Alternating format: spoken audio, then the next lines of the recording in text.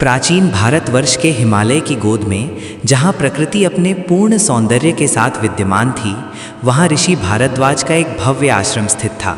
ऋषि भारद्वाज न केवल शस्त्र और शास्त्र के ज्ञाता थे, बल्कि जीवन के मर्म को समझने वाले एक महान तपस्वी भी थे।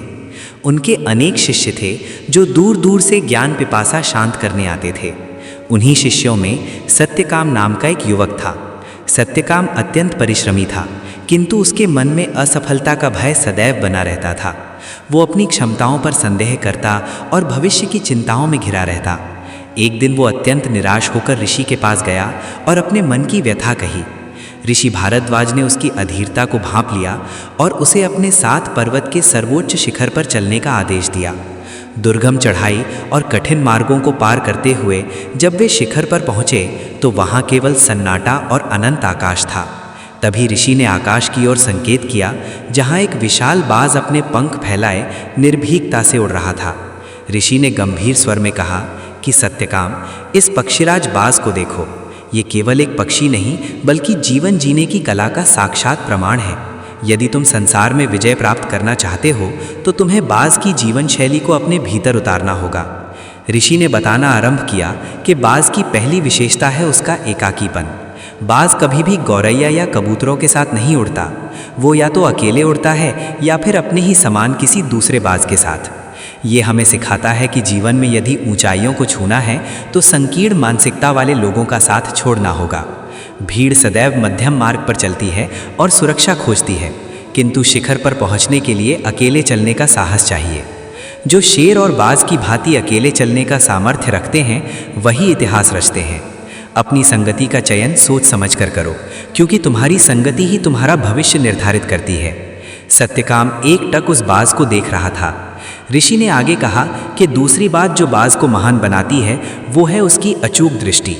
बाज मीलों ऊपर आकाश में उड़ते हुए भी धरती पर अपने लक्ष्य को स्पष्ट देख सकता है। चाहे कितनी भी बाधाएं आएं, चाहे आंधी चले या वर्षा हो, एक बार जब वो अपना लक्ष्य निर्धारित कर लेता है तो उसका पूरा ध्यान केवल और केवल उसी पर केंद्रित होता है। जीवन में सफलता के लिए विजन और फोकस का होना अत्यंत आवश्यक है। जब तक तुम अपने लक्ष्य को अर्जुन की तरह नहीं देखोगे, तब तक बाधाएं तुम्हें डराती रहेंगी। एकाग्रता ही वो शस्त्र है जो असंभव को संभव बनाती है। ऋषि ने सत्यकाम को समझाते हुए कहा कि बाज कभी भी मृत शिकार नहीं खाता, वो सदैव जीवित और ताज़ा शिकार करता है। ये गुण हमें अतीत के मोह से मुक्त होने की शिक्षा देता है।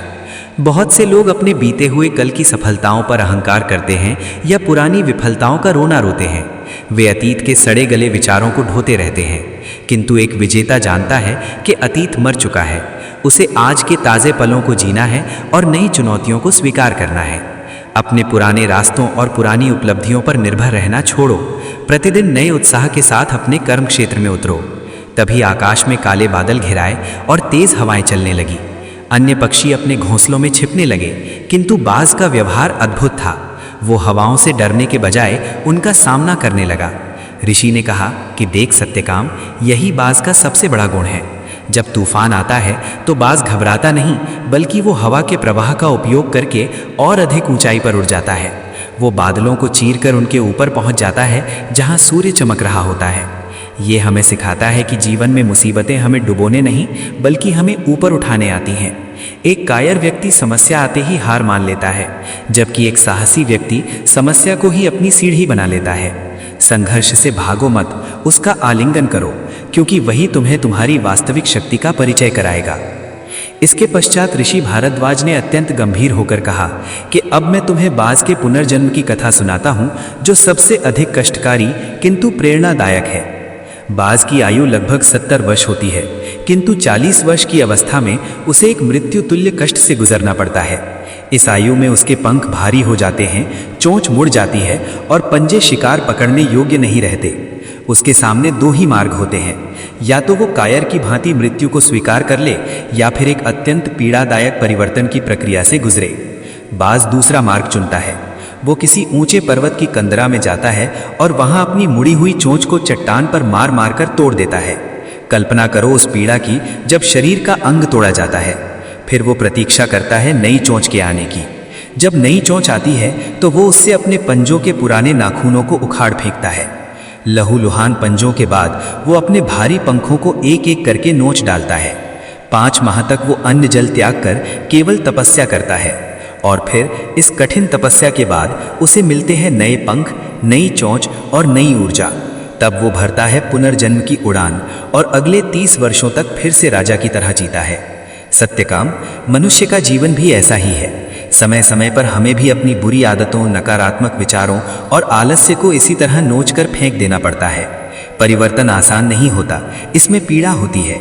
अपने अहंकार को तोड़ने में, अपने कंफर्ट जोन से बाहर निकलने में बहुत कष्ट होता है, किंतु जो इस कष्ट को सहने का साहस रखता है वही अपने जीवन को स्वर्णिम बना सकता है। यदि तुम अपनी पुरानी कमजोरियों को त्यागने के लिए तैयार नहीं हो तो तुम कभी भी अपनी पूरी क्षमता का उपयोग नहीं कर पाओगे। ऋषि की वाणी सुनकर सत्यकाम के भीतर का सारा भय समाप्त हो गया।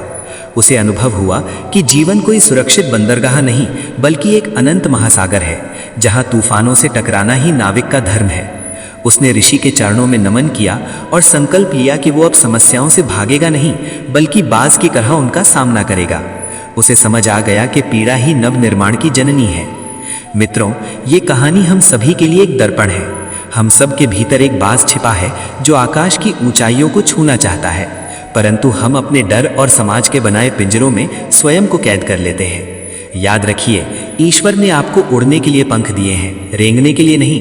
यदि आज आप संघर्ष के दौर से गुजर रहे हैं तो प्रसन्न होइए, क्योंकि ये वही समय है जब आपकी पुरानी चोंच टूट रही है और नए पंख आ रहे हैं। इस दर्द से घबराइए मत, ये दर्द ही आपकी शक्ति बनेगा। अपने अतीत के पन्नों को पलट दीजिए, अपनी पुरानी गलतियों से सीखिए और आज एक नई शुरुआत कीजिए। लोग क्या कहेंगे इसकी चिंता करना छोड़ दीजिए। बाज कभी ये नहीं सोचता कि नीचे खड़े लोग उसके बारे में क्या सोच रहे हैं। उसका ध्यान केवल अपनी उड़ान पर होता है। आप भी अपने लक्ष्य पर ध्यान दीजिए। जब आप सफल होंगे तो वही लोग जो आज आलोचना कर रहे हैं कल आपके लिए तालियां बजाएंगे।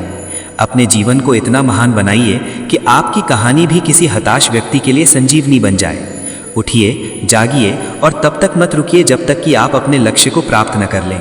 बाज बनो और अपनी उड़ान से इस आकाश पर अपनी विजय का हस्ताक्षर कर दो।